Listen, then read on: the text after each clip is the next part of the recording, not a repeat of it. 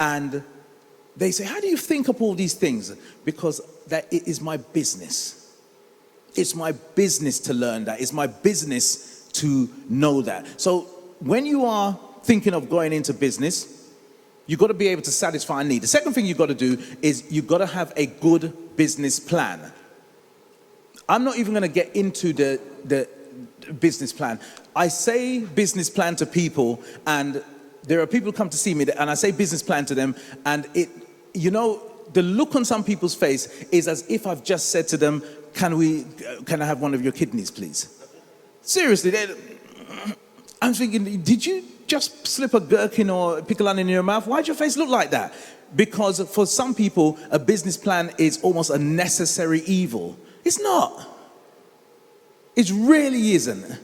A business plan is a plan of where your business is going. Ladies and gentlemen, let me tell you something. It was not easy for me doing what I do. It was not easy. I didn't take an easy path. Everything that could have gone wrong, I did wrong. And when I decided to have my magazine, I remember sitting down with my wife, and I said to her, I'm not going to do this thing because I failed at so many things before. I'm not going to do this thing unless we've got a business plan. Now, my business plan was 79 pages when I finished because I wanted to go through everything. And I haven't got time today to tell you how I put that business plan together. If you want help with your business, if you want to help putting a business plan together, then contact me outside of this. I'm very, very easy to find. You stand long enough on Wood Green High Street, you'll see me walking past at some point. Spend a lot of time in Morrison's. I've got investments in there. Groceries and drinks and etc. etc. Now, business plan. Alibaba. Has anybody heard of Alibaba? Alibaba is one of the biggest business-to-business online companies in the world. Their website is a mess. When I go into the website, I feel like if I've taken something. So how does anybody find anything on here? But they are doing billions. Their CEO, I was listening to an interview with him recently. Their CEO, his name is Jack Ma. And he said that their business plan is 113 years in advance. So the people who are working on the business plan now, today, they know that they're not going to be here. If they are here, they probably won't even know who they are in 113 years' time. Come on. They expect to be here. My business plan is about 10 to 15 years ahead of today. And in my business plan, I have near the ending my contingency, whether or not my children are going to take this over as I build it, or whether I'm going to sell it. You've got to think ahead of what you're going to do. And if somebody like Alibaba, who is one of the biggest successful businesses online in the world, if they would have a business plan spanning 100 years, you should have at least 1 year on your business plan. I loved it when Pastor Frank said that if he was coming to your house today, would you want to run ahead and tidy up your house? You know what I do when I have a room full of people and they come for businesses? I say to them, listen, we're just going to go around the room and quickly, I want everybody to tell me what goals, major goals you are working on this particular week.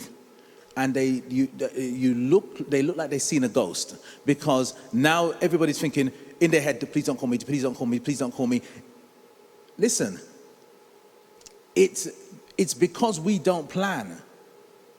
And you've got to plan. You've got to have a plan in place. You've got to have a vision in place. Now, McDonald's. I worked in McDonald's for about 4 years, many, many years ago. And I'm not going to spend a lot of time talking about McDonald's, but I've got to, again, the reason why I talk about these companies is because they are ridiculously successful at what they do. Now, when I was working at McDonald's, I remember I was working in Shaftesbury Avenue and Ronald McDonald was coming.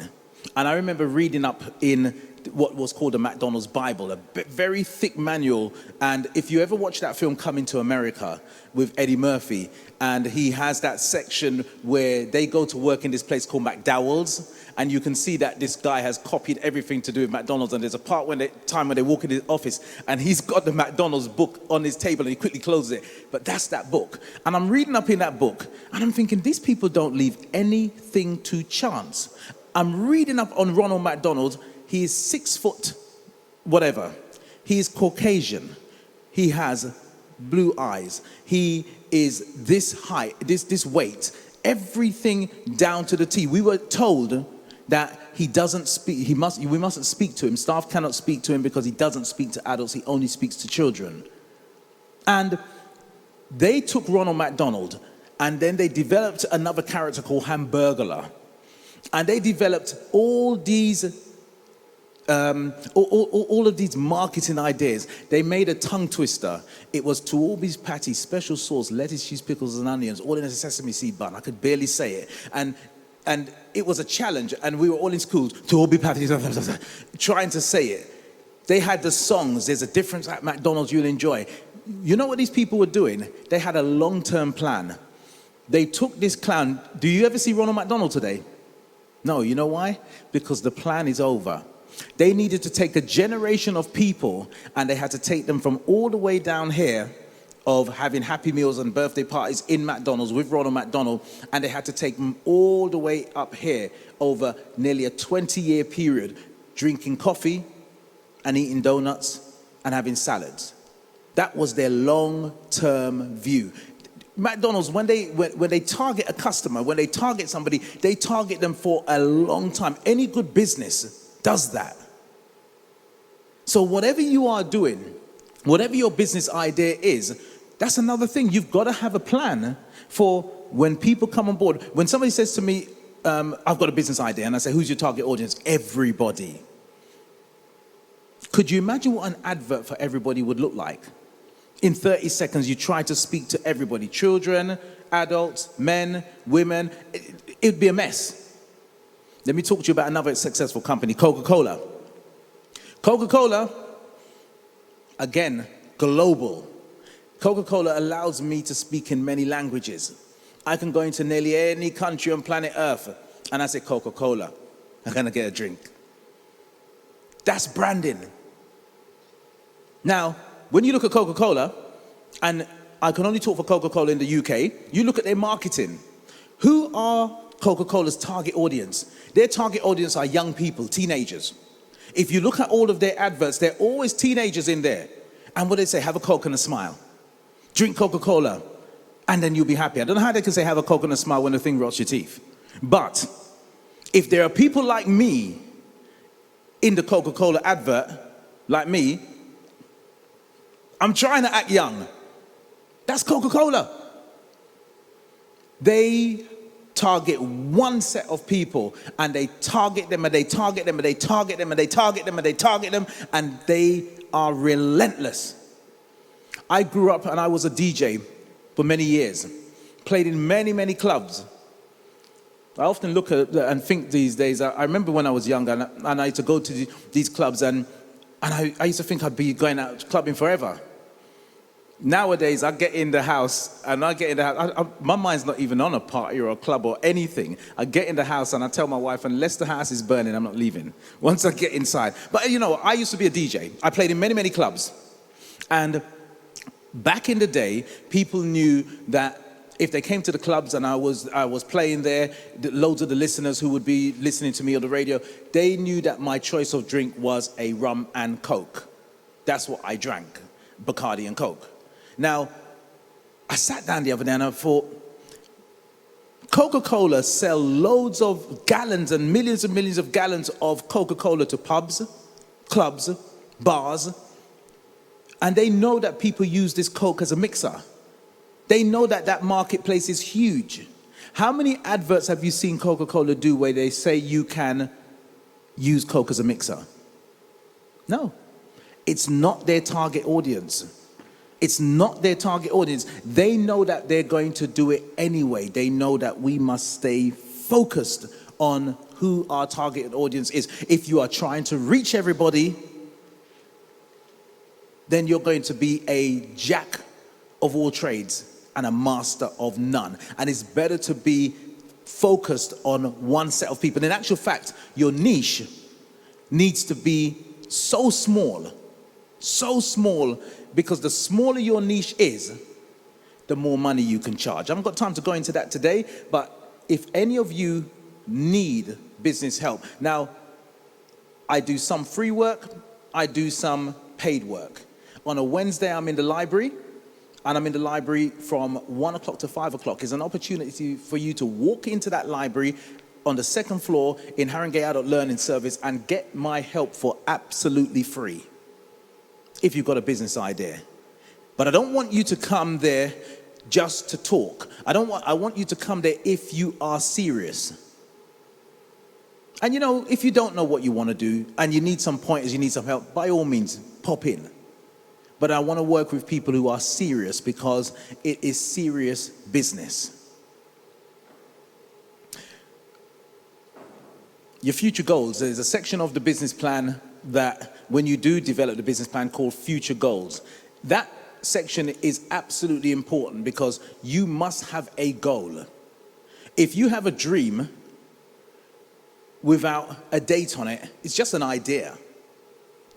Do you get what I'm saying? Imagine going to, does anybody been on a plane? Anybody taken a holiday? Anyone? Yeah? This is yes. This is no. This is I'm not going to answer you. You've been on a plane, yeah? Cool. Now, when you go to the travel agents or online, somebody said to me the other day, nobody goes to travel agents anymore. There seems to be travel agents still open, and I see people sitting in there. I don't know what they're doing. Maybe they're just having a chat.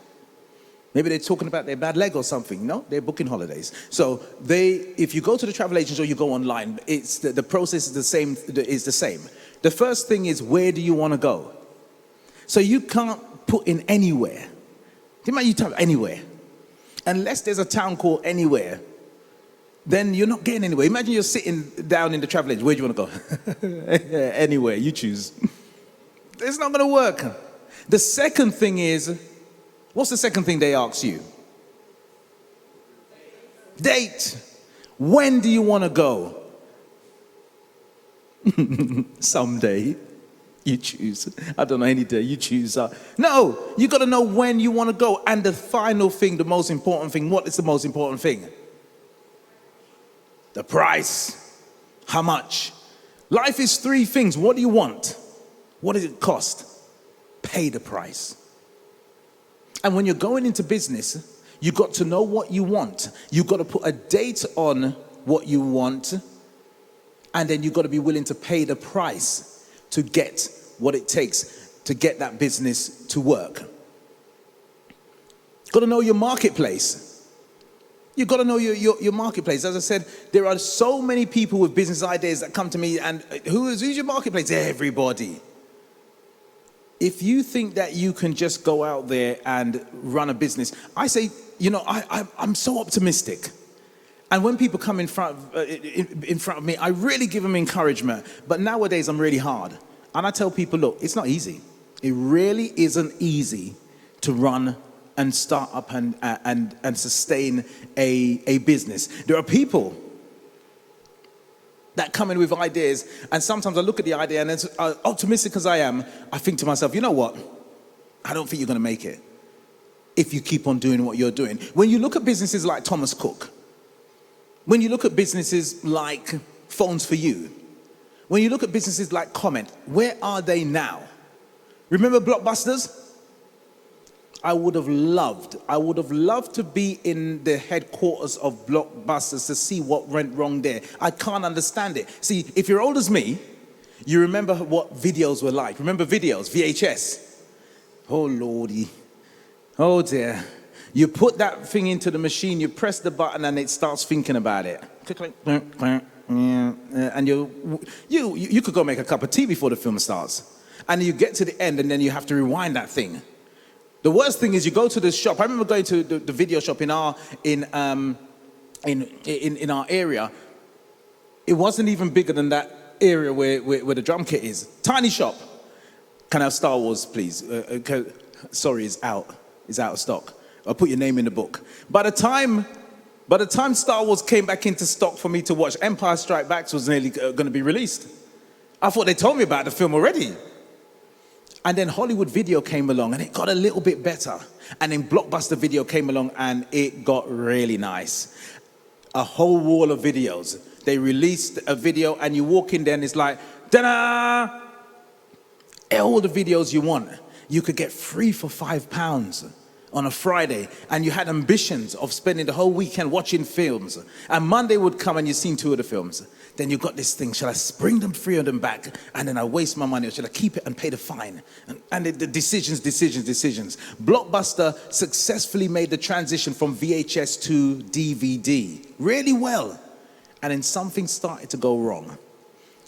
A company, I think it was called Love Films, came along. And Love Films said, listen, we're not going to charge you any late fees. We're not going to charge you, don't worry. Order the video from us, the DVD. Keep it for as long as you like. We're not going to charge you for that. And when you're ready, send it back to us. That was the beginning of the end for Blockbuster. Blockbuster should have seen that coming. You know what? Here's my phone. I watch films on my phone. Netflix, I'm forever dragging the children away from Netflix. Netflix have all their own movies, all their own programs, everything. And I say to myself, that should have been Blockbusters. How did they not see it coming? Ladies and gentlemen, if you're going to go into business, you've got to be able to see the blind spots. You've got to be able, it's almost like having an accident. When you have an accident, most of the time, it's an accident because you didn't see it coming. Otherwise, we would have called it on purpose. It's an accident. And when you're in business, you have to be able to look out and see all of the possibilities. And if you don't take the time to know your marketplace, to know the pros and cons, to know the threats that are out there, then you will be in a lot of trouble. And I'm telling you, in a business plan, is absolutely important. You know the scripture, Habakkuk 2 verses 2. Write the vision. Make it plain, so he may run who reads it. I remember saying this to an audience last year, and most of them weren't Christians. And I said it, and I heard a guy say, what did he say? Tobacco? No, that's not what I said. Write the vision. Make it plain. It says so in the Bible. It's something for you to do. And there are so many success principles in there for you. Now, I've talked about help with the business plan. And one of the things that came up in that Q&A earlier, they talked about having that business plan, and we talked about being excellent. Excellence is important in business. Being okay is not good enough. It really isn't good enough, because after being okay, there's good, there's great, there's awesome, there's excellent, there's outstanding, there's so many levels. So being okay really, really isn't good enough. I want you to turn to somebody next to them and I want you to look at them and say, it is well. It is well. I want you to be able to do your research, do all the things you need to do when it comes to setting yourself up in business, and get to a stage where you can look at what you've done and say confidently, it is well. And you're never going to be out of learning. You're always in a situation to learn. I'm always in the learning zone, but I am at a place with my business where at least I know I've done enough so far that it is well. And I can keep on building and I can keep on growing from there. Let me tell you what my definition for a good business plan is. A good business plan. Your business plan that you put together should be so good that if somebody found that finished business plan without knowing anything about your industry, they should be able to look at that business plan and be able to set that business up without having any prior knowledge of what your business or industry is. Does that make sense? That's how detailed you have to be with your business plan. Now, I've talked about business. The next thing I'm going to talk to you about is you. Because I find that when businesses don't work, and let me tell you the figure, and this is coming from about 5 or 6 years ago at least.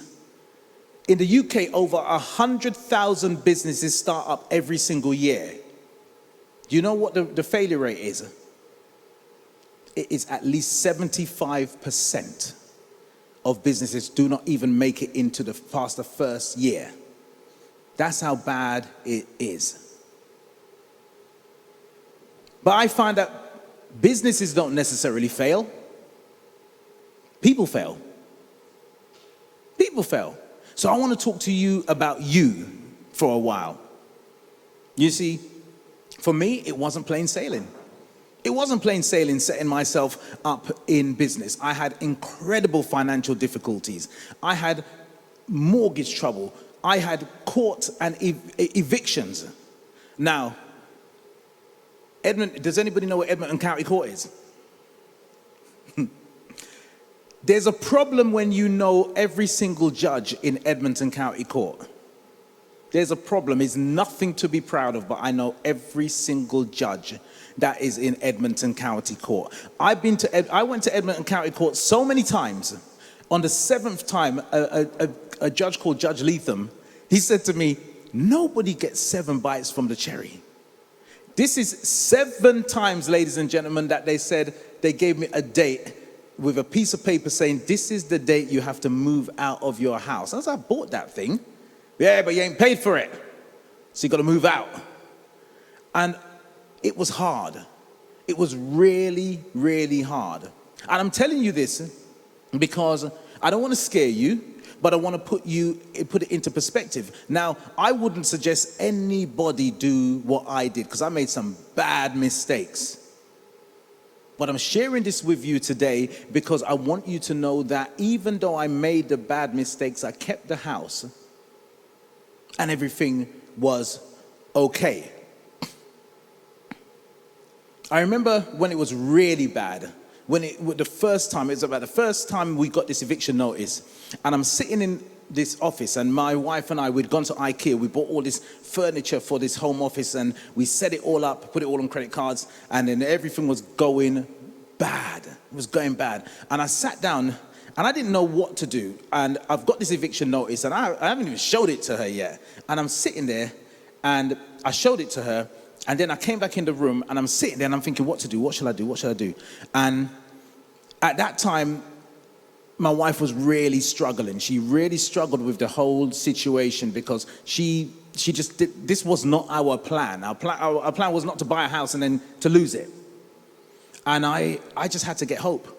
I had to give her hope. So I went next door, and I could remember, I went in there and I stood up, and she wasn't helping me at all. But I knew where her heart was. She was on my side, but she just couldn't deal with it. So I had a choice. I could have gone in there and sent her on a guilt trip, and I could have said to her, you know what? You're not helping me. You're not supporting me. You're in this too, and this is part of your... I could have done all of that, but none of that was going to help. So I went in there and I said to her, look, I know that I promised that this was going to work, but I said, I promise you one thing. I don't know how we're going to get out of this, but I promise you we're going to leave this house under our steam. I promise you that. I said, you haven't helped me with the business, but I'm going to do this with or without you, but I will do it for you. And I said, I'm just going to ask you one thing. When I make all the money, I said, will you help me to spend it? And she burst out laughing, and I went back, and the roller coaster started. The numerous visits to Edmonton County Court, it was horrible. It was horrible. But ladies and gentlemen, number one, I had a plan. Number two, I had determination. And I had focus on where I was going. You see, adversity will always introduce a man or woman to themselves. Adversity will always introduce a man or woman to themselves. And finances are a very, very tricky subject. You've got to get control of your finances. And you've got to get control of your finances not just in the physical world. You have to get control of your finances in the mental world, in your mind, how you view finances and how you see finances. Some of you want to have big businesses, but you have the mentality of a failure. You've got to work on your mind. Money is just a tool. It's just an amplifier. I remember a friend of mine wanted to do business with this guy that I knew. And I remember coming to me and he said to me, what's Brian like? And I said to him, I think he's all right. But I said, I haven't had any financial dealings with him. I'll tell you something right now. You don't know anybody. You don't really know anybody until you've had financial dealings with them. Telling you. Because when you have financial dealings with them, it will show. It will all show. I watched Judge Judy.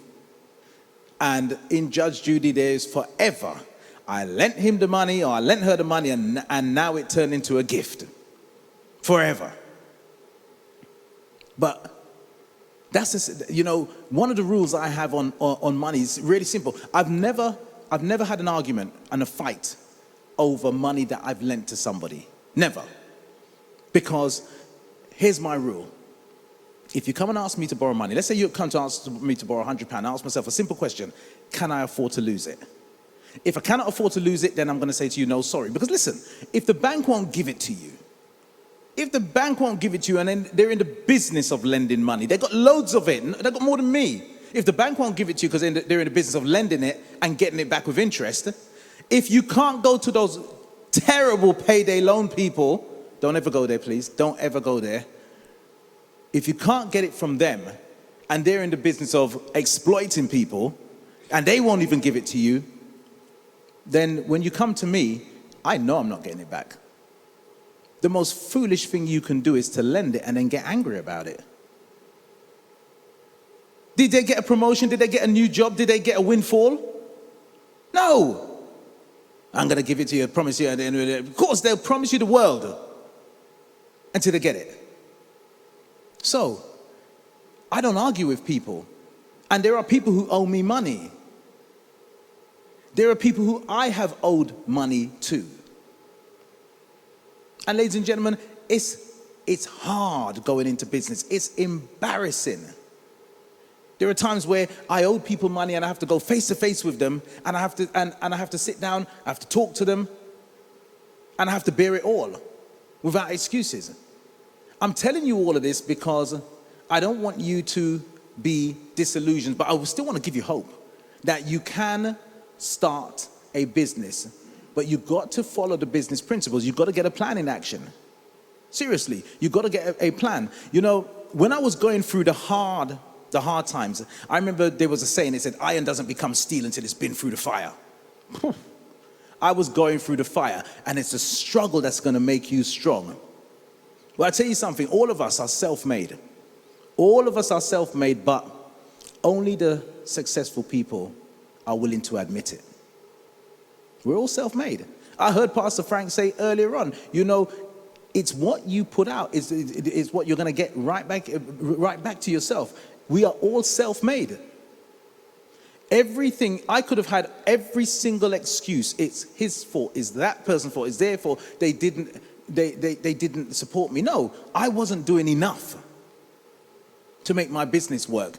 Let me tell you something. When it was so hard, there was somebody said about the power of prayer. Prayer? I'll tell you something. That's all I had. That's all I had. I used to pray, and I would pray, and I used to pray to be broke. I used to pray, please, God, please, let me be broke. Let me be broke. You know why I was praying to be broke? Because I was broke and I was in serious debt. Not just debt, a couple of credit cards and, loans, serious debt.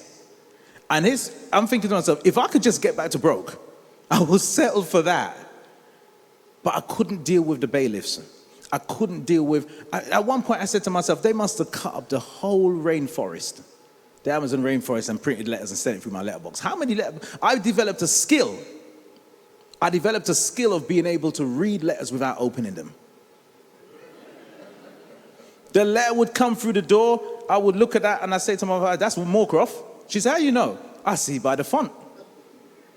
That's the mortgage company. How you know? I can see by the font. I knew it. Pressure.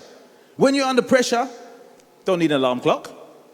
I went to bed late as it was. 4 o'clock in the morning, I wake up under pressure.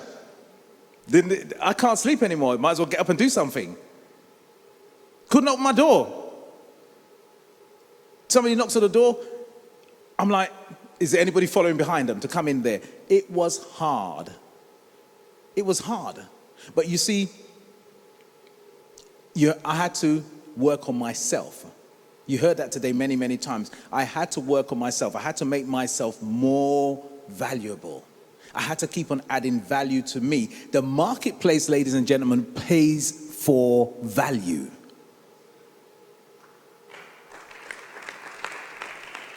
They pay for value. And if you are not earning what you should be earning or what you feel you should be earning, add more value to yourself. That's all you can do. Years ago, a good friend of mine, they organized an event called the North East London Business Expo, and it was situated in Leyton Orient Football Ground. And this was the early days of me starting off the magazine. So they called me up, can you speak? And I had a mentor at that time, his name was Ron G. Holland, and they said, can you get Ron on board as well? And we negotiated the price for me to speak and everything like that. I came up, did my talk, everything was good, had a fantastic day. The next year comes round, I see the adverts for North East London Business Expo. I see all of the things going around, I'm waiting, and every time the phone rings, Karen, no, Karen's not calling me. They didn't call me. They didn't call me, not to speak, not to do anything. And I was a little bit put out by that. I was like, whoa. Then I went to the expo, and I'm walking around, I'm seeing people on the stage, I'm thinking, I'm as good as him, I'm good as her. And it really troubled me. It really bothered me. So you know what I did?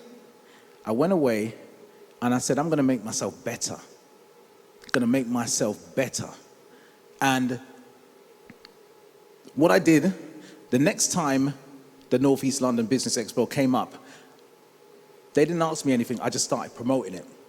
Starting to send it out to on our mailing list. I start putting it out putting it out on Twitter, putting it out on Facebook. And I'm not even big on social media, but I'm relentlessly putting it out there. I go and do my radio show. I'm on the radio show and I'm doing what I do, and I'm telling them about North East London Business Expo. And I do that. And a couple of weeks before the expo takes place, I get a phone call. It's the organizer, Karen.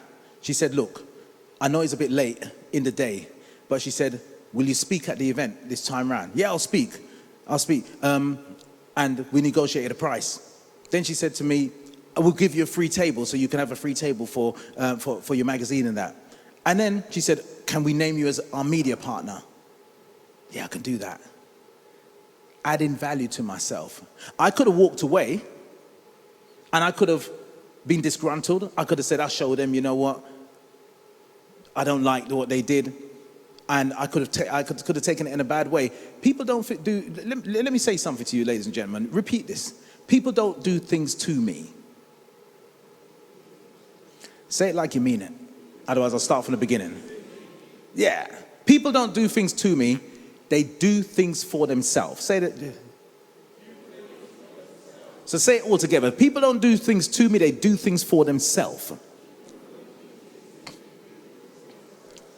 That's what I had to learn, big time. There are some people out in the world who will do things to you. You know, there's people that you may have some kind of problem with, and they'll do things to you. Sometimes you may be walking down the road and you happen to be the wrong place, the wrong time, and something happens. But most people are not doing things to you. I used to suffer from bad road rage. Bad road rage. I'm cured now. I'm cured. You know, if somebody wants to go, they need to go. Maybe they, you know, who knows. But I remember my mentor saying to me one day, he said, you must think that these people sat out in the morning and said, you know what, I'm going to get that Anthony Charles. I'm going to wait. I know what car he drives. And they're waiting on the side road, There he is. He's coming. I pull out. Yes, I got him. No. They just wanted to pull out. They just wanted to go first. And I don't need to be in competition with them. People don't do things to you, they do things for themselves. And remember that. So sometimes when people do things, too many of you are trying to get even with people. Imagine running a race with somebody and they're ahead of you and you say, my goal is to get even with them. No, get ahead. Get ahead. One of my mentors said to me, if you're driving down a country road, you're driving down a country road at 70 miles an hour, and if you want to drive around a country road at 70 miles an hour, go up to Cruise Hill in Enfield. There are roads up there in Cruise Hill, you're not supposed to be driving 70 miles an hour. There's no barrier, there's nothing in the middle of the road. My mentor said, if you're driving at 75 miles an hour on a country lane, you don't have time to look at the scenery, because you find yourself off the road. And if you've got time, ladies and gentlemen, in this time and space, if you've got time to be nitpicking, to be majoring on the minors, and to be dealing with things that you shouldn't be dealing with, maybe you're not going fast enough. Maybe you're not doing enough. And that's a challenge to you. If you've got a business idea and that business idea has not taken off, it's not gone where you want it to go, maybe you're not putting enough effort and enough energy into it. And I'm going to say something to you. Being a good Christian doesn't mean that you're going to be successful in business. Doesn't. I've seen people give their businesses all kinds of spiritual names. Evangelistic hair and wigs, blessed and highly favored nails, and all sorts of names. That's not going to help you. It'll help you to a degree, because I was a good Christian and I was incredibly positive, but I wasn't making it. I was thinking, I'm positive about everything. And when those eviction notices were coming through, ladies and gentlemen, I was like, you know what? I was positive about it. You could be positive all you like. You could be positive until they come and take all the furniture from around you. And you can say, look how much space I got. You could be positive until they put you out of the house and say, look, it's so good to be living under God's sky. I'm going to be a forager now. I'm free. No. You have to put the work in. You have to do what it takes. And being a good Christian and being a positive person is a part of it. It makes the job much easier for you. But it's not going to happen just by you having a positive attitude. You've got to be out there. There's a saying, it says every morning in Africa, an impala wakes up and it must run faster than the fastest lion, otherwise it's going to be killed and eaten. Also in Africa, every day a lion wakes up and it knows it must run faster than the slowest impala, otherwise it's going to be starving to death. How much more time have I got? Sorry? Yeah? Okay. I've got one more story to tell after this, and then I'll give you questions and answers. It says every day in Africa there's an impala. It wakes up, it knows it's got to run faster than the fastest lion, otherwise it's going to be killed and eaten. Also in Africa, every day a lion wakes up, it knows it's got to run faster than the slowest impala, otherwise it's going to starve to death. See, it doesn't matter if you're a lion or you're an impala. In Africa, when the sun comes up, you need to be running. Every day, ladies and gentlemen, you've got to be running. You've got to be running. And I ask you to say, it is well. And I just want to tell you something that I'll read this out to you, and then I just want to tell you why I said to you, it is well. You all know the story of Elisha. Yeah? You know the story of Elijah, prophet. And he would go to the town, and there was the couple who would put him up in their home. Being a good prophet, he wouldn't resist the opportunity for a good meal. And he went to them, and you know the story. He said to his servant Gehazi, go and ask them what they want, because they've been so good to me. And Gehazi said to him, they want a child. Never had a child. And he did that. He prayed, and the woman conceived. She had a child. The child grew up. You know the story. He went out one day with his dad. My head hurts, and fell down. They carried him, sat him on his mother's lap, and he died. And what did the mum say? She said, I'm going to see that prophet. And just like in business, sometimes you go into business because you want the profit. Different kind of profit. Where you want to get the profit. But there's always somebody that's going to try to discourage you. What did her husband say to her? Is it the Sabbath? Do you even know where the prophet is? I know some people who went looking for the prophet, they never got it. Sometimes people are going to say to you, oh, what's that business about? Are you really going to make a profit doing that? Are you really really gonna make it happen? But she decided to go. She went, got into Uber, said to the Uber driver, type in the code and say, want to get to where that prophet is. Took her straight to where the prophet is. She got out, and here's Elijah on the mountain. He says to Gehazi, he said, run down there. There's that Shunammite woman coming. Run down there and answer 3 questions for me. Is it well with you? Is it well with your husband? Is it well with the child? He runs down, he answers her the question. And what did she say to him? She said, it is well. She said, it is well. I think there's 2 reasons for that. First reason was, it was her belief. Now that she's seen the prophet, she said, you know what? Everything's going to be fine. It's all going to be fine. And the second reason is that she knew that if she stopped and began to speak to Gehazi, what would happen? He would ask all the appropriate questions. How did it happen? Were you expecting it? Was he really ill? Have you made the funeral arrangements yet? How's your husband taking it? How are you taking it? She didn't come to do that. She came to see the prophet. And ladies and gentlemen, on your quest for your goals and dreams and aspirations, the things you want to do, the things you want to have, the things you want to achieve, the things what you want, the businesses that you want, the goals that you want, too many of you on the way to get that prophet are sitting in Starbucks, in Costa, on your phones, on social media, talking to Gehazi. And you need to say, it is well, and keep on moving.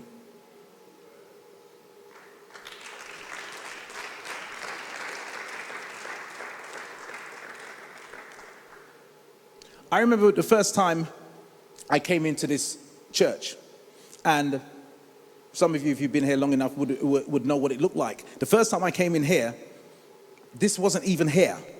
I came to the church, and right where where that camera is back there, at the back of the seats, there was a big partition there, and it was like almost all of the church was in that section at the back. I remember being taken upstairs, and I came out from the top. And I came out of the top, and it was like the wilderness. It was a mess, man. It was dirty. It was cold. I saw pigeon flying. There was so much pigeon droppings out there. I was even scared to walk out. I said, I'm going to get E. coli if I stay out here. It was a mess. And I didn't even know, because when I came to the church, it was just that small bit, and you couldn't see this side. But this side is where the vision is. This is where Pastor Sam and where Pastor Betty had the vision. And they saw this long before anybody else saw this. My question to you before I leave is that, this is what I don't understand, because I've come here many, many times before. You have the leadership. There is no question. There is no question that you have the leadership. Look at what was laid on for you today. Look what has been laid on for you over the past 3 days. You have the leadership. You have the message. You have arguably the greatest success book ever written, the Bible. I read loads of books. Think and Grow Rich, Magic of Thinking Big, all kinds of books. So many of them, when you read it, you can see where they've taken extracts from the Bible and they've interpreted it and put it into the books. There's even a book called As a Man Thinketh. So you've got all of that. So the question is, what are you waiting for? What are you waiting for? Seriously, you should leave here today. And they talked about ministry, and you should leave here today. And you know what? You should be able to bring people back through these doors. You should be able, if you go to see a film, if you read a book and it's really, really good, don't you tell your friends about it? Man, you should go and see the film, man. It's really good, man. It's action-packed. It's brilliant. Oh, read this book, man. I'm going to bring the book round to you. Now, seriously, got to read this book. How many of you are inviting people here? I don't get it. Everything is here for you. And Pastor Sam and Pastor Betty, huge shoulders. Isaac Newton said, I've seen so far because I've stood on the shoulders of giants. That allows you to see far, see the vision. So get on their shoulders and see the vision and make it happen for you. I'm going to close by just saying, here's the challenge. You should be able to double your numbers. You should be able to earn a load of money. Seriously. All the principles are here. What's happening, I'm telling you what's happening, is that you're just not applying them. Sorry to say. You're not applying them. And it's hard for me to say that, but Pastor Frank was Frank. And he was worse than me. But if you can't make a success out of your life with everything that is laid on for you in this building, ladies and gentlemen, I'm sorry to say, you're going to be mediocre in nearly everything you do. Simple as that. It's all there for you. I'm going to close, and I'm going to just say to you, one of the things you must do is to master your mind. And I'm going to quickly read out this saying to you, because it's so important, because whatever I say to you today, whatever has been said to you today, if your thinking is in opposition to it, you're already making excuses. Listen to this. And even though I read this out and it says a man is for women as well, it says if you can control a man's thinking, you do not have to worry about his action. When you determine what a man shall think, you do not have to concern yourself about what he will do. If you can make him feel inferior, you do not have to compel him to accept an inferior status, for he will seek it for himself. And if you can make a man think that he is justly an outcast, you do not have to order him out of the back door. He will go without being told, and if there is no back door, his very nature will demand one. Got to protect your thinking. Ladies and gentlemen, you've got to be able to look at your business idea and do everything it takes to make that business idea work. It only takes, you know what it takes? It only takes everything you've got. All you can do is all you can do. And all you can do is enough. But I'm convinced beyond a shadow of a doubt that you are not doing enough. Got to look at that business. Got to do what it takes. You've got to look at yourself. And you've got to do what it takes to add value to yourself. And you've got to look at your belief. And you've got to be able to look at all those three things and do what it takes so that you can say it is well. Thank you very much. Praise God. Amen. You know what? Thank you very much, brother. And I know some of you want to just go, but if you want to stay on for a while too, maybe there'll be questions and answers. It's for your benefit. But if you want to go, you can go. You have to go. I want you to thank you very much for what you've addressed. I don't know what you have more. I know you have more gas than you. But can you help people who want to start off their own business, how to practically in the community here, looking at what I know you spoke about McDonald's and all that. Those concepts are very powerful. Yeah. But somebody who wants to start off something, how to source out funds, if you know how to get something to help people to start off. Yeah. And so next time we come and probably go to certain areas. So questions, let them ask you questions. Do you have any question, please, to ask? Something that you feel, anything about, yeah. Okay, go ahead, Brother Bo. Hello. Hello. Whilst you were speaking, you mentioned something that really ticked me about you went to your mentor was this and that, and I believe that it wasn't only one mentor you had. How do you choose someone to be your mentor? Why? And how many mentors would you want to have, or should one have? Thank you. Okay. Choosing a mentor. First, the easiest way is you look at somebody who has what you want, and you seek them out. I found one of my mentors in let me just say, the world works. There's a law called the law of attraction. Every minute of the day, we are attracting things to ourselves. So that's why you will see somebody, for instance, they'll get into a bad relationship and they leave, and then they get into another bad relationship, and you think, how do you keep from finding these people? How do you seek these people out? We are always attracting things to ourselves. So first and foremost, I knew what I needed. I asked. You know, in scripture it says, ask and you receive. So I asked for help. and I prayed and I asked for help, and I was open to help. That's another thing. You heard a saying that says, when the pupil is ready, the teacher shall appear. Let me tell you something. When I meet mentors, somebody who's a potential mentor, sometimes, Pastor Frank said it, he said, sometimes, he said, the Holy Spirit will tell you to do things that make no sense. It makes sense, but you are just not of the capacity to fully understand it yet. So sometimes with my mentors, they told me to do things and it just didn't make sense to me. But this person was where I wanted to be. And I just thought, you know what, I've got to trust, I've got to try, I've got to do this. And so attracting the mentors, I asked and I was ready to receive. Because if you're asking for it, but you are not ready to receive it, I don't think you're going to get it.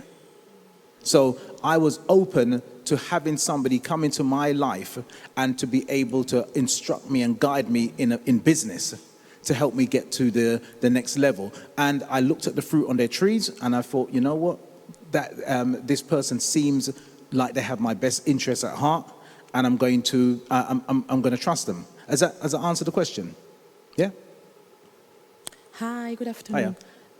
My question is regarding we know nowadays we have a different type of business. You can start as a solo or as a partnership.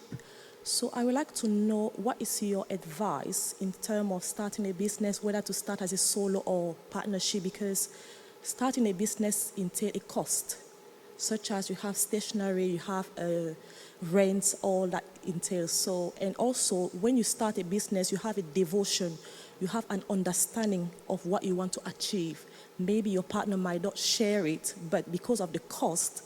So I would like to know, what is your thought about it? Okay, firstly, as far as share a business and how to start, I would start as small and as simple as possible. When you put a business plan together, there's going to come a point where you're going to do your finance sheets, and you're going to write in there the amount of sales that you're going to have and the amount of expenditure. Once you've done that exercise, then I would advise you to double the expenditure and to halve the income, because what you think you're going to earn, you're probably not going to, and what you think you're going to spend, you're going to probably spend more than that. So it may look like a horror story because, you know, it's like, hey, I'm going to earn 20, 30, 40 grand in the first year. Maybe not. So you want to make it as lean as possible. As far as the business model that you want, yes, there are sole traders, there are limited companies, there are CICs, there's all sorts. I would always start with the most simplest as possible, which is a sole trader.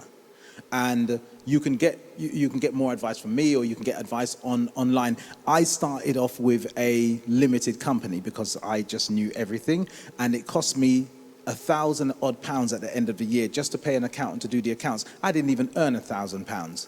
And so start with as simple a model. And as far as you talked about premises as well, listen, you've got to be as humble as you possibly can. There are too many people who are busy thinking about what people think about them.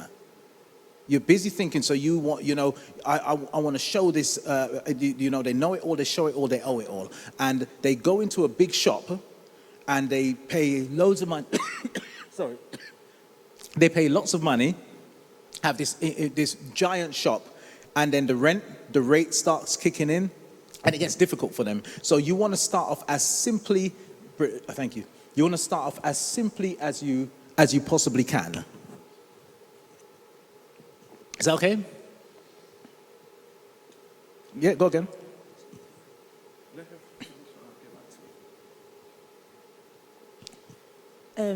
Listening to you, I can see that you have a lot of knowledge, skills. So when you started, probably going around marketing, did you go down on your knee to pray, asking God's wills, or you just went for it? Say again, did I?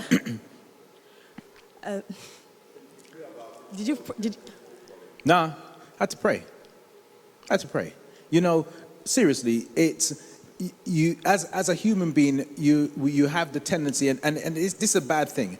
Is imagine getting on a plane, and the plane takes off, and the pilot says, "Listen, woo, we're up in the air now. Everything's good. Let's just shut the engines off because we're up here now." What do you think's going to happen? It's all over. And too many people, they will pray on something, and then as soon as it starts working for them, woo, and they forget. They forget. I pray all the time. And sometimes I very rarely pray and ask for things. I pray a lot of the time, and I am busy thanking God, because I just have this feeling that every single day when I wake up and I'm on this side of the ground, then he's got something in store for me. And I don't understand. Sometimes I said, you know what? I talk to God, and I just say, look, I don't know what this is all about, because I've got school friends who are gone, I've got cousins who've gone, relatives. I'm still here. So whatever it is you've got for me, you know, I'm going to do it. So another thing you said in your earlier answer, you talked about having, was it a partner? Look, you know, I was lucky because my wife, even though she wasn't attacking me, she wasn't on board. She just kind of shut down. And I told you what I said to her. I had to try to motivate her, and I had to fight with myself not to be angry with her. She didn't ask for this, so I had to really, really work at getting the results, because and not feeling as if, you know, whenever you go into a business, I guarantee you, if you and a partner go into the business, there's always going to be one person who is more fired up than the other. And if you are in a relationship or partnership and you're the one with the fire, entrepreneurship isn't for everybody. So sometimes, you know, your significant other, they probably are not going to buy into it, and until they see the results. But that's just what it is. Maybe that's what life is given to you to allow you to overcome. This is what you have to be able to do. That's what I had to be able to do, because right now we're in this journey together. It's going well. But if I had attacked earlier on because she didn't support me, why should she? I made all these promises and I failed. But now it's working. It's working well. So, and it will work well if you do the things you need to, like getting a business plan and everything sorted. Right. Can I ask a question? Yes. We want to start off business. We have a small capital. What are some of the things in the community here in London that you can suggest to our people here to get involved? I'm sure you are in that world there and all that. What sort of things that you can share with us that people can get involved? A lot of people are setting up food businesses at the moment in a huge way. I mean, food. Yeah.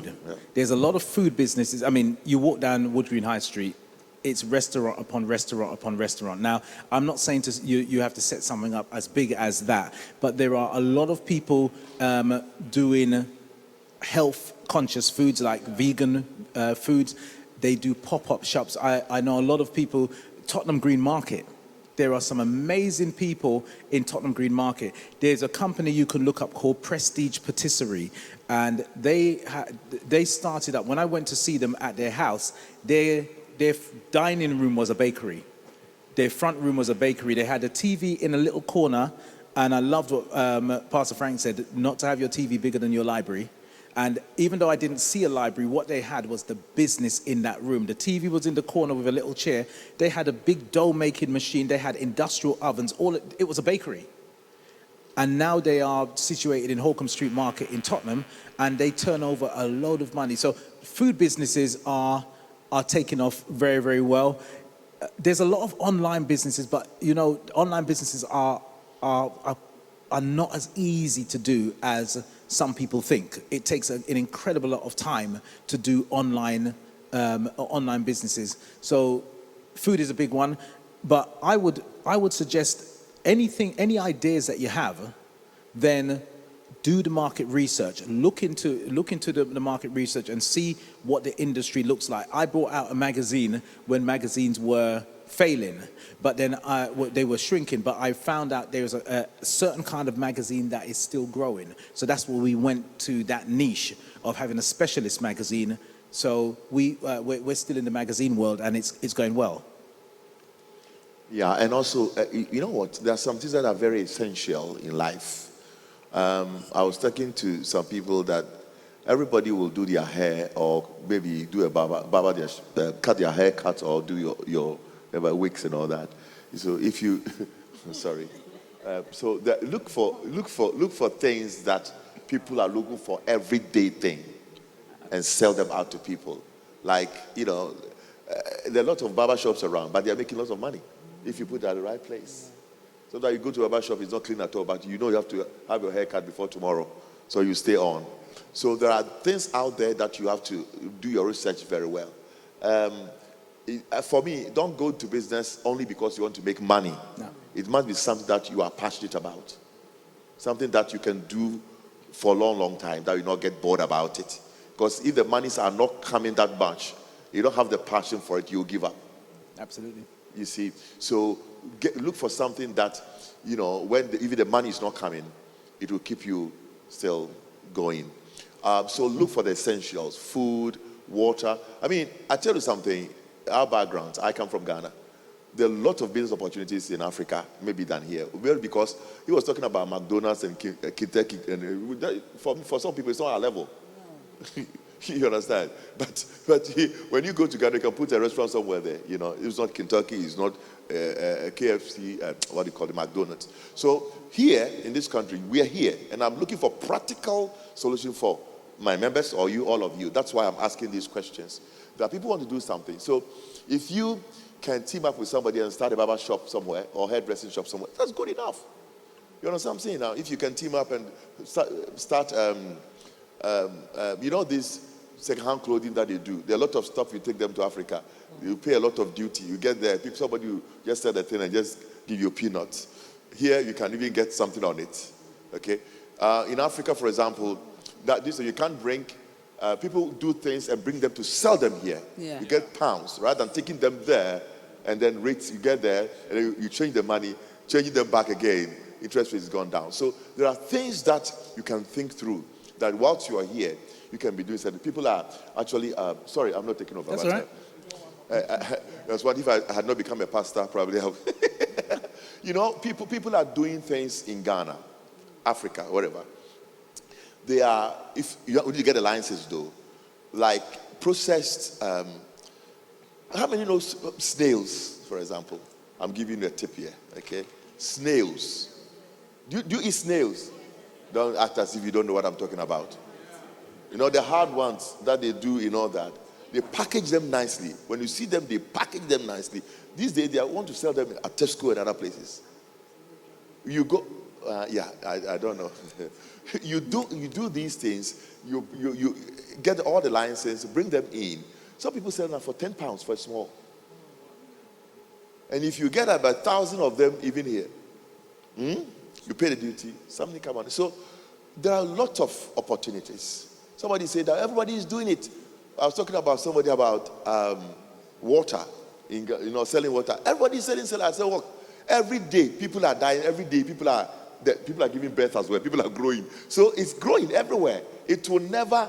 I'm not sure everybody will enter into a water making company or whatever. But then, you can sell. You put something in there. But here, I'm talking about.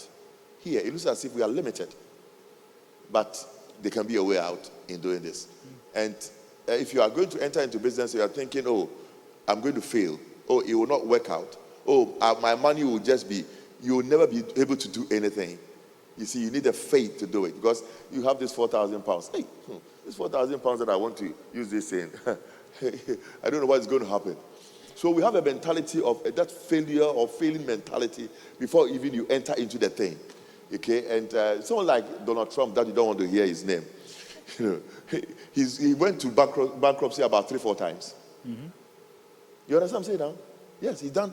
Everything was gone, but he's still rich now. So don't think about the failures though more. Otherwise, you'll not get to anywhere. But let's do something because this kings and priests thing. You see, we need to live our lives as kings, where we go out there and we go and. It's not everybody who will stand on the pulpit to preach. But you can go out there and be a good business person. Bring the booty in for the kingdom. to support the work in a way. So having and encouraging business and all that in the church is very important for the church, because I want to one day just get up here and say, oh, we need £1 million, and then Sister Agnes will get up and say, Pastor, don't bother at all. So why you understand what I'm saying now? I'll get everybody just keep your money in your pocket. You understand what I'm saying now? That's what we need in the kingdom. Okay, and that will not actually make you, you will not lose your anointing if you have the money, if you are rich and doing business. People think that Christians can't do business and all that. So help us. That's why all these ideas, and very good you're talking about food. I've thought about food before. Everybody eats food. You go there, restaurant, you wait. Sometimes I wait for an hour. You understand? Because I like that particular food. You understand what I'm saying? I will stay on. So I travel very far. There's a restaurant somewhere. I'll travel where I live. Travel all the way to that. A lot of Chinese restaurants in me, but I'll go to that restaurant over there. Why? Because it's been so, things like that. Okay? Can I say a quick thing? People are also health conscious these days. Health food, healthy drinks and all that. See that? I'll say a quick thing on as far as Pastor Sam talked about barbers and hairdressers and things like that. One of the things that all of those things are out there, but it doesn't mean that you can't do it, of course. The main thing is what I see is in service. How you deal with your customers and how you deal with your clients. There's loads of West Indian shops, don't want to upset anybody like Brown Eagle, but you go into a place like that and sometimes the service that you get in places like that is less than good. Imagine what it would look like if you had a shop just like that and you were able to put over a professional, a professional service. One of the things that's missing in an area like this is service. It's gone. And whoever opens a business and is good with service, you will be head and shoulders above anybody. As long as you've got something that's going to sell, even if there's somebody next to you that's doing the same thing, you learn people skills. You learn how to deal with people. How many times do you go to in my area, there's 3 grocery shops, all of them selling relatively the same things. There's one of them that I don't go into because he's a little bit rude. And if the others are closed and he's the only one open, I go somewhere else. I just won't give him my money. But he gets enough money to stay open. But imagine if you learned and you practice how to give good customer service. That's one of the things, no matter what you're selling, then make sure you give good customer service. Yeah. Is that a question? I just wanted to ask you, I think you kind of covered it, online business, because the kind of business I want to do, the kind of business I want to do is, I'm kind of old school. So, I want to do a magazine and I want to do like an online store, but I would rather have paper print than have the online magazine. So again, you're going to have an online store I don't want to do it online. I'm asking, can I still stay old school or do I have to go with the flow? What's the business idea? The first one is like a magazine. Is a magazine. A magazine, yeah. Right. Okay, so with a magazine, you can do. My magazine's printed and it's online. Okay. So you can still go old school. Going online will help you, but if you notice, I'm not comfortable online. Sorry? I'm not comfortable online. Yeah, I'm incredibly private. Right. So I'm on Facebook. If you notice on Facebook, none of my children, my eldest is 27, so she's on Facebook. And she makes her own decisions. The others who are younger, I don't put them on Facebook. I don't take pictures of my food and tell people, when last have you made a plate of food and then you walk down the street, down your local street, say, look at this. And then your neighbors are saying, wow. It's the weirdest thing. But for some people, it's a way of life. Yeah. That's not me. So you can make the decision. It just means, what I think is, if you can only do things online, you're going to struggle when you come face to face with people. Because at the end of the day, we still have to do business with people. And face to face, I think the internet helps, but if you can't communicate with people, then I think you're going to struggle. So I think old school is still good, but if you can have some kind of online presence without giving away everything, I can't imagine the day when I walk down the street and everybody knows my business and knows who I am. That would just be a nightmare for me. I'm happy walking up and down the street and the odd person knows me from a talk I've given or something like that. So I think that you can choose. I think that there's a lot of stuff you can still do offline. Okay, thank you. Yes, let's take two. People are interested, yeah, and then going out. I think the balance should be there, because I think the age that we have now, it's a miracle of technology. You can do a lot online. There are certain things that were not good for online, but other things that will do well online. Mm-hmm. Right there, I would just want to set up something online where people, if we're looking for prayer, where prayer meeting is being here, powerful prayer meetings, you just, you click on there. Yeah. You know what I'm saying now? Somebody started off, if you're looking for clothes for weddings, a wedding, this thing. And that's what he did. And people were going in there. Yeah. It's making lots of money. So informing yourself is very important. Mm-hmm. There are lots of things you can do. These ideas, God has given us the seed, okay, for us to create, to multiply, to increase. So it's very important that you allow yourself to God to download in you. There are a lot of ideas you can do. Here in this country, you can do. Don't look at your color. Don't look at the money you have. You don't need money to start. There's certain things. All that you need is maybe a laptop, time, a sound mind. You understand what I'm saying now? And then know how to type or know how to understand all this. And you can make a lot of money. You can talk to other people who are into IT. Sit down with them and just brainstorm. Amen. So, this aspect of it. Let's take two and then we go. Okay. Hello. I saw, Sydney also. Go ahead. Hello. I wanted to ask, what are some of practical things you did to maintain your mentee to mentor relationship? What are some of the practical things that you did to maintain your mentee to mentor relationship? Number one, I didn't waste his time. I'll tell you, when I met this guy, I met this guy in the time when things were really, really bad for me. This is how bad it was. I was going to an organization called the Yes Group, and they hold monthly seminars, and I'd bought a ticket. In my bank account, I had £10. That was all I had left. So on the day of the event, I left my house and I thought, okay, I need to get to this seminar. I only had £10. I thought, if I go and top up my Oyster card, I can't withdraw £5 out of the machine. So what I've done, I said, I've got enough to get to Russell Square. So I get to Russell Square, I take the £10 out, and I think, right, I've got the £10 and I'll top up by cash. Then I got the change in my pocket. I get to the event, and this guy's on the stage, Ron Holland, going backwards and forwards. Long story short, I was so scared afterwards. He had a big crowd around him. So this is how cowardly I was. I went and bought his book. So I bought his book, and I gave him the book. And while he was signing the book, I said to him, I didn't quite get everything that you said on the stage. Can I ask you? Can I write and ask you some questions? And he said, yeah. He gave me the email address. Now I've bought his book for £10. What do you think I did? It takes about 1 hour and 30 minutes to walk home from Russell Square to Wood Green. I walked home, said to my wife, it was, loads of people were there. I was too embarrassed to tell her I bought a book. But when I got together with Ron, I sat down with him, and he immediately started helping me. And I'd sent him a long email and telling him, I just told him the truth. And as Pastor Frank said, you don't share things with people who can't help you. I felt he could help me. I asked him for help. And when he met with me, he immediately looked at the business, he looked at all the stuff I was doing, and he said to me, you know what? He started helping me. And I said, you remember what I said? I didn't have any money. You know what he said to me? He said, you got intention written all over your face. I'm going to help you. And he started helping me. And he helped me without taking any payment from me in the beginning. No payment. So what did I do to maintain the relationship?